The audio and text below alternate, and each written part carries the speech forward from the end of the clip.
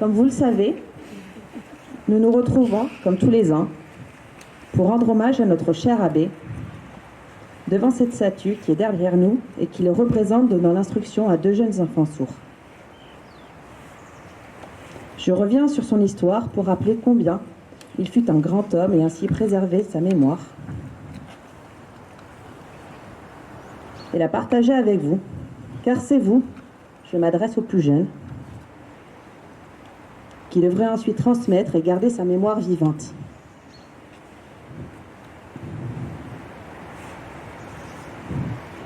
L'abbé de l'Épée a été à Paris, le tout premier à recueillir des jeunes sourds pour les éduquer.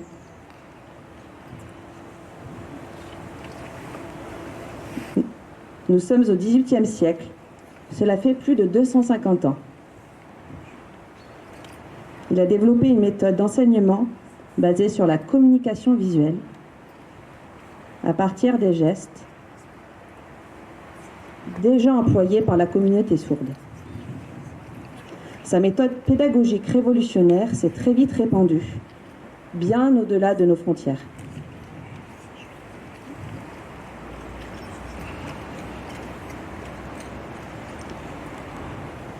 L'abbé de l'Épée a initié la création d'un grand nombre d'écoles dédiées aux jeunes sourds en France et à l'étranger.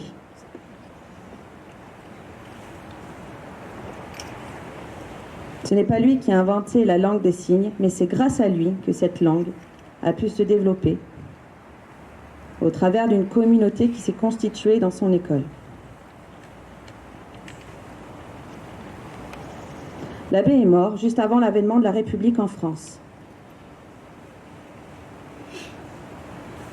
République qui a ouvert les 2 premières institutions publiques à Bordeaux et à Paris en 1793.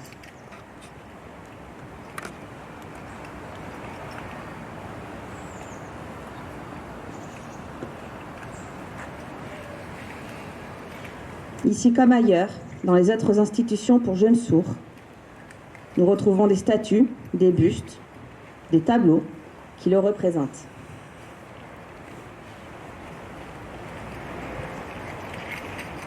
Et voici celle de l'INJS de Bordeaux. Cette statue en bronze de l'abbé de l'Épée date de 1881.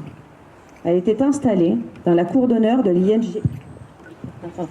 Elle était installée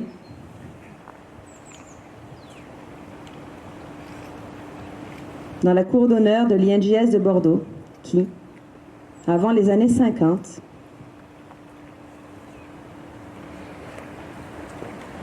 se situait dans le quartier Castéja.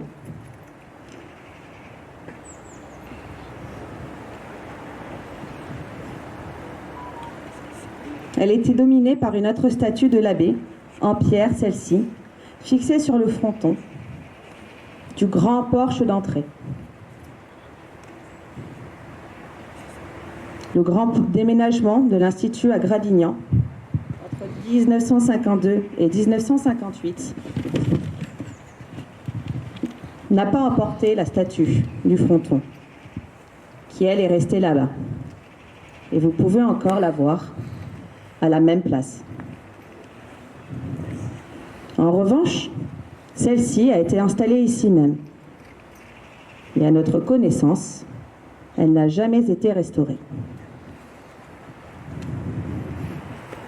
Elle est constituée de plusieurs pièces de bronze moulées, puis assemblées entre elles.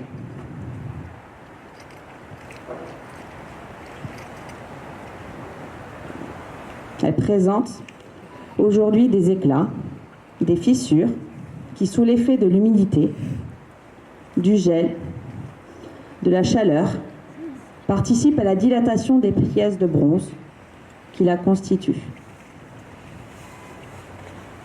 Il est grand temps de la restaurer. Ce n'est pas seulement la restauration de la statue du Père des sourds, en tant que patrimoine de l'INJS que nous soutenons aujourd'hui, mais aussi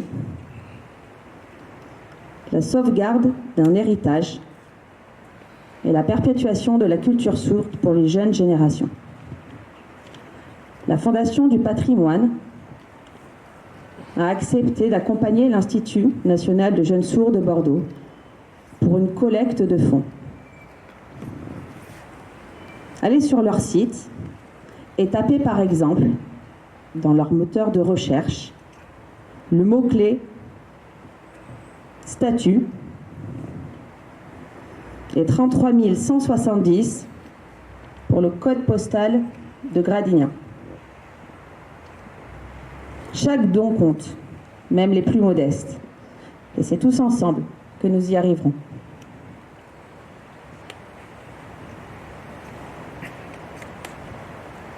Tous les donataires recevront un reçu de déduction fiscale, mais aussi des vidéos de l'avancée des travaux de restauration.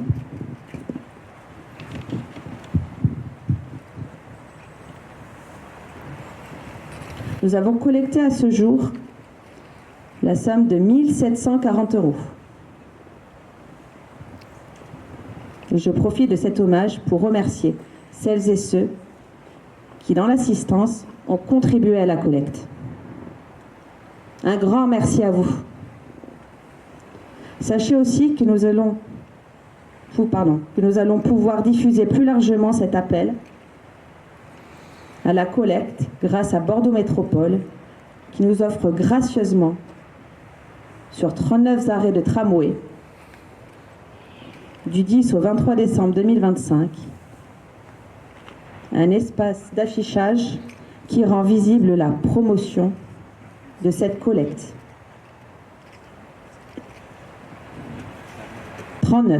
39 arrêts de tramway.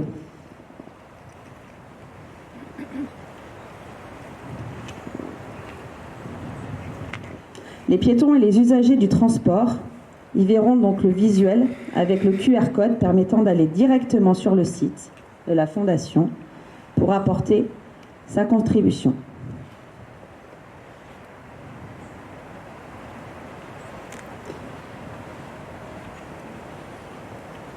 Un grand merci à la Fondation du patrimoine qui, nous l'espérons par son soutien, permettra de réunir, à l'issue de la somme attendue, et pouvoir envoyer pour quelques semaines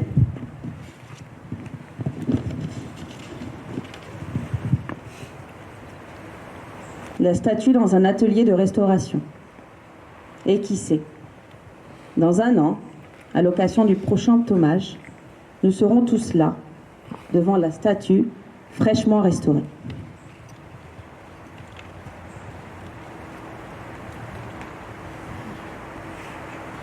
L'association Pigironde a fait son hommage dimanche dernier.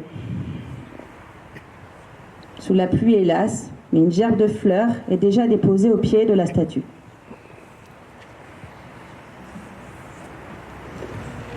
Je profite de leur présence pour les remercier. Et je sais que par leurs adhérents, l'association a apporté son aide à la contribution. Nous allons demander à 2 ou 3 élèves de déposer une composition de plainte.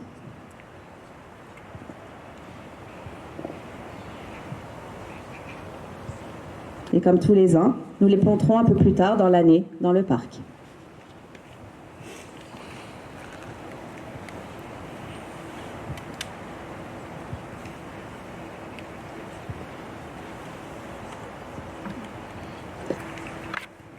Nous continuons cette matinée hommage avec une rencontre et un échange entre les jeunes et des adultes sourds de l'association Pigironde.